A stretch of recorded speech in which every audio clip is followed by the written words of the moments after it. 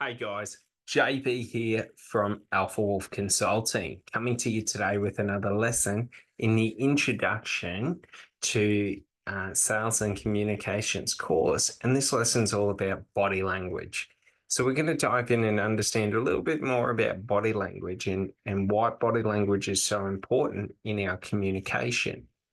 So to understand this is to understand that communication is based on interpretation. So there are two sides to communicating. There is communicating, and then there is interpreting. So one party communicates while the other interprets, then that party communicates while the other interprets.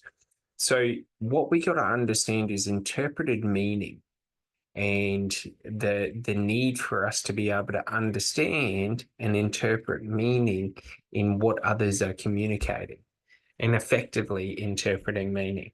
So to understand this at its most base element is we want to be able to perceive danger. We want to be able to understand the mental state of someone who is around us or those who are in our environment.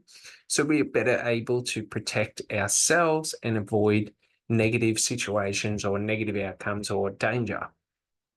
So a thing like, for example, aggressive body language. If someone's shouting around, if they're snarling their face, like all these different things are going to indicate to us that emotionally or mentally, they're not in a sound mind in terms of they're not reasonable and rash and things like that. So it's to avoid those people. But the other important thing is for it to communicate to someone how internally I am feeling and interpreting the conversation with them. So, to understand this, while it is a way for us to identify threats, danger, and all of that, it's also a way for us to identify how others are in our presence.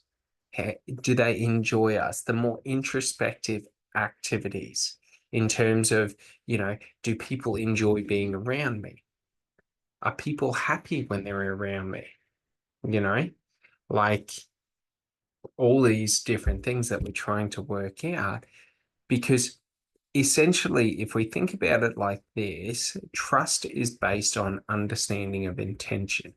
So when I understand the intention behind your actions, it's quite easy for me to be able to trust you, not so much that I'm trusting that you're going to take a specific kind of action.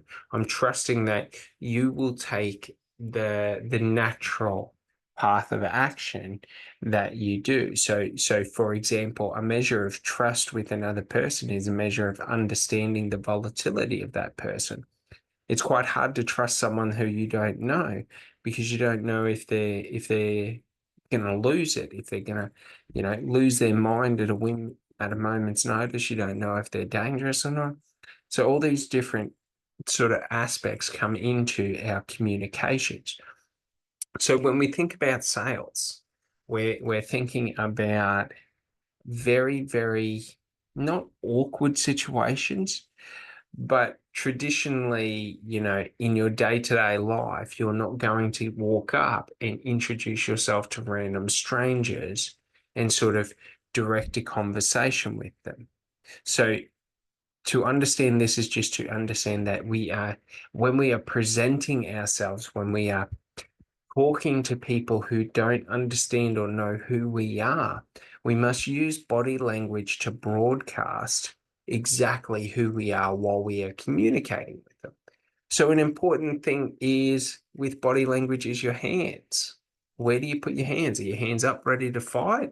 Or are your hands in a nice neutral position where it's quite calm to be around you because I'm not worried about it? How close am I standing to you? Am I invading your personal space to where, for example, if we're out on the street and we're talking, am I right up in you where I can grab you, or is there a bit of space between us? So we just got to understand these things because it's very important, especially with the perception of others. So not just the person in the engagement that we are talking to, but the perception of those around viewing the engagement. So if we're on the street and we're doing face-to-face sales, how we interact with the people we interact with will be observed by all those around us. So it will either increase the likelihood of cooperation and them talking with us, or it'll decrease the likelihood. So easy things like this is using softer body language, not using stiff posture, using calm, loose, relaxed posture, not tensing up, not standing dominant or aggressively. In terms of, we don't want to be towering down over someone. We want to sort of be back and open. So, for example, when we are talking to someone, we don't want to be leaning right into them. Okay. Now, while this is okay to do when we're talking about a first interaction, a first meeting, things like that can seem a bit invasive. So what we want to do is, we sort of, when we're talking to people, we want to lean back. We want to either stand straight or leaned back, to where it's sort of, we're giving them their space to understand that we're not up in their space, where our momentum is forward, our momentum is back and relaxed. So what this does to the brain is, this tells the brain that there's less danger. Just like, for example, if we're able to stand off center and things like that, if we're able to, so think about it like this: when we're communicating with people, our body language as well shows our direction of attention. So if I'm facing my body language over here, well, you're going to think that there's something in front of me. Whereas, to an extent, but also if we're face to face and we're up in each other's face, okay, it'll be a very intense communication, in terms of, all of my body language is directed and focused at you. Whereas if I'm standing back and I'm sort of looking back and we're having a chat, well, my body language is directed at the environment around, not directed at one person. So think about it like this, in terms of, if you want to have a visual representation of this, think about how you interact and communicate with a person who is really, really important to you, like a loved one, in terms of, a partner, a spouse, or something like that, an intimate relationship, compared to how you interact with something that is a less intimate relationship, like, for example, an acquaintance. When you are dealing with an intimate relationship, well, you're going to want to be closer to them. You want to be more directed at them. When you're talking with an acquaintance, well, you don't want to do that, because that could send the wrong signals, in terms of, they could get the wrong intention out of it. So in terms of our body language, when we're talking about, like, not a intimate connection, in terms of someone that we've met again and again and again. So if we've got a past client who has done business with us for the past 10 years and we've met them 100 times, we are able to interact and communicate with them completely differently to someone that we've only just met, in terms of we are able to be more forward. We are able to be more open with communication. But also, when communicating, we are also able to not have to worry so much about our body language, because sort of there's a familiarity in terms of they are used to the different fluctuations between our body language, so it's far more easy to read. Whereas when this is someone that we've only just met, well, we have to be more conscious about how we are broadcasting our body language. So that's a very important thing. It's just the distinction between a new person or a new connection and a repeat connection, or someone that intimately, in terms of more developed relationship.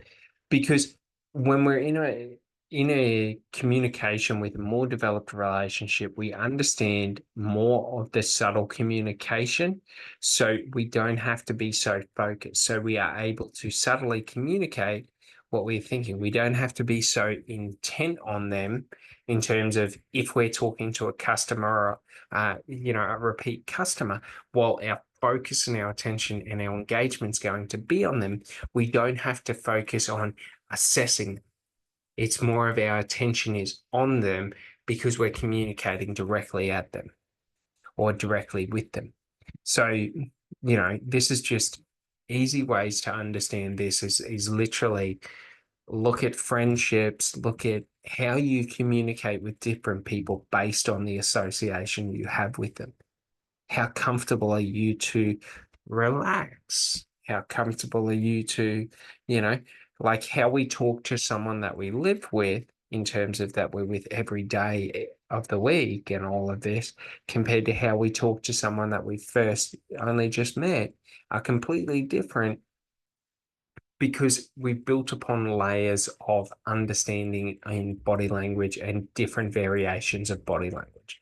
So the person that we know more or that we know more intimately in terms of we've been around them a lot longer, we understand their micro expressions of their body language in terms of the micro expressions that tell you if something upset them, if something made them happy, and all of this. So we're able to easily measure at a glance their internal state. But when we don't know them, we have to assess, we have to discern, we have to like sort of like not review, but we have to refer back to past experiences with similar behaviors. So we're sort of cross-analyzing between, how they're presenting themselves now and how other people who presented that behaved, if that sort of makes sense. So there's in communication, there's a lot of communication that's happening that we don't understand and that we don't even see. All right. Well, I hope you enjoy this one, and I'll see you on the next lesson. Thanks so much.